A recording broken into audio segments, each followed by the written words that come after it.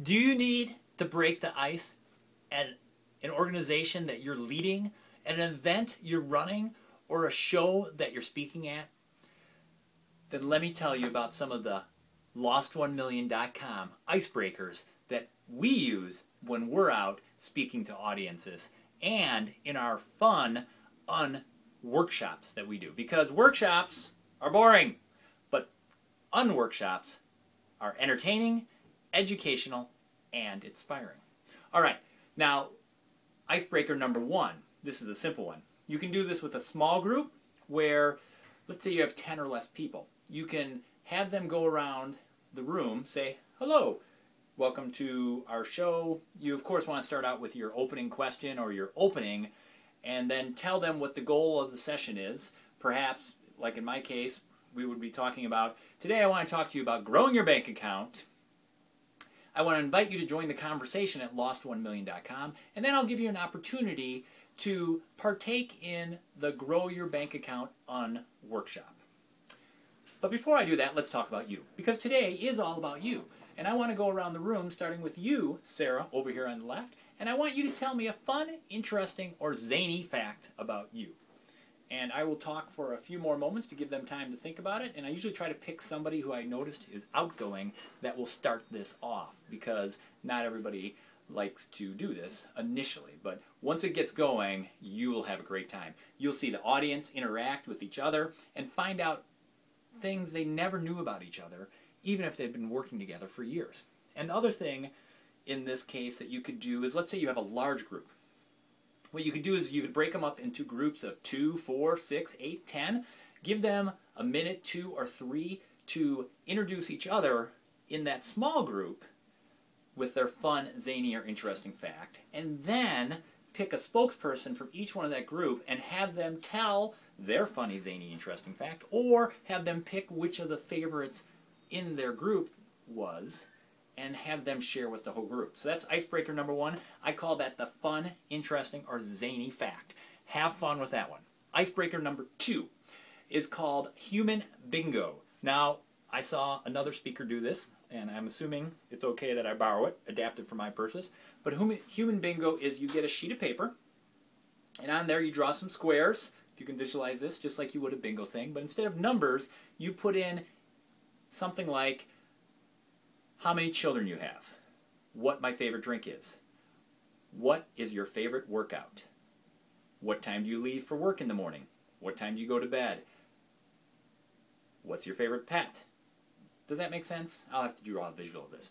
But what you do is you just put in the boxes things that people can ask each other about. So I might go over to Bob Smith and go, Bob, how many kids do you have? He might say, 5. I would go, you're kidding me. I have 5 children too. And then we can each cross off that box, write each other's name in that box, and that is our bingo box. And then you're required to then move away from Bob and talk to somebody else about something you might have in common with them. So again, everybody gets up. It's a moving type of icebreaker. Everybody gets to know each other. They find common interests about each other. And it's a really fun icebreaker to do to get everybody engaged. And again, even if people know each other pretty well, you can start, especially if you know the audience, you can start putting things in those boxes that you think they might not know about each other. And it becomes very bonding for the person. Okay, so number one, we talked about the what's my fun, interesting, or zany fact. Number two, we talked about human bingo. And number three is the business card icebreaker. Now, this icebreaker works well in certain situations, and you'll kind of have to see how it works for you. But you get a 4x6 card about this big, and in the middle of the card, what you instruct your attendees to do is to make the dream title that they want. Like, I might put Dale Suslick, best-selling author. And then in the upper corner, you ask them to put in 3 adjectives that describe them. And for me, those 3 adjectives would be entertaining, inspirational, and commonsensical. Those would be the 3 adjectives that I like to be described with. Now, on the bottom corners, there's 2 other corners there. You might want to put your logo. So on the upper left-hand corner, have them actually draw a little picture of the logo that they want to represent them and their business. It leaves you 2 other corners. And I can't really remember what we want to put in those corners. I'll have to draw a visual of that too. But you get the idea. It's a business card. It's basically allowing people to dream about what they want to become, where they're going in life. And then what you have them do is you have them get up and they share the business card with one person. They might say, "Hi, Jane Fonda. My name is Dale Suslick. Here is my business card." You exchange business cards. You look at them. You then keep the other person's business card, the dream business card, and you go off and you exchange it with another person. And so the goal is to get everybody in the room exchanging their business cards, saying hi to each other, looking at the business cards, and when you're all done, no one should have their own business card, and if they do, they should switch. And then at the break, you require them to go and get their business card back from whoever has it. And that way everybody gets to know each other pretty well there too. So that is 3 quick icebreakers, ways to engage your audience right from the start, help them to get to know each other and build that bond. No matter if it's an audience that doesn't know anybody, which is even better because what a great networking tool. People go to meetings because they want to meet other people, yet they need a way to break the ice.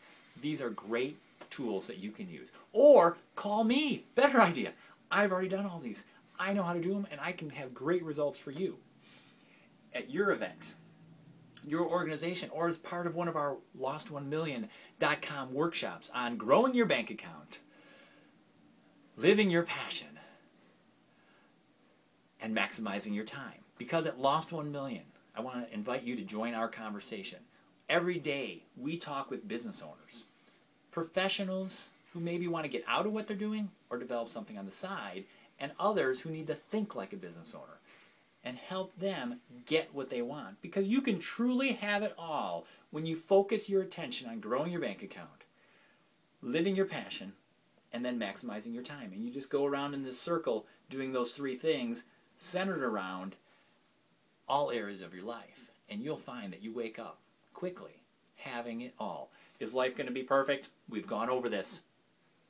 It's not going to be perfect. It never will. I can't solve all your problems. No one can. You can't even solve all your problems. But the point is that you can have it all. And I want you to join us for our next unworkshops. They're listed on our website, lost1million.com, under unworkshops. Because remember, we don't do workshops here. We do unworkshops because they're fun, educational, and inspiring.